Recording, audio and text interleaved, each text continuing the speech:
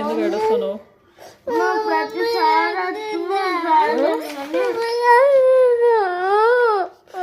Mummy కొట్టిందా? ఎందుకు?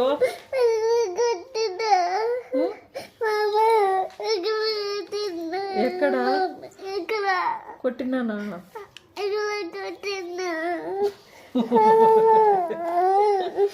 Sorry